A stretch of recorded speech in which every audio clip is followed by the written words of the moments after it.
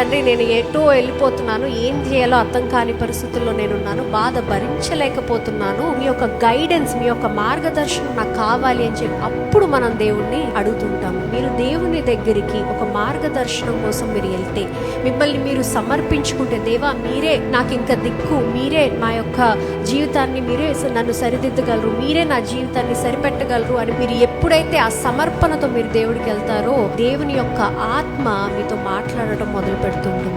ఏం మొదలు పెడుతుందంటే, మిమ్మల్ని మీరు అంతరంగంగా విచారణ చేసుకుంటూ ఉంటారు. It reveals the truth. మీ యొక్క మనస్సులో ఆ నిజాన్ని తెలియజేస్తుంది. ఎవరు తెలియజేస్తారు? దేవుని యొక్క ఆత్మ మీతో మాట్లాడుతూ ఉంటుంది.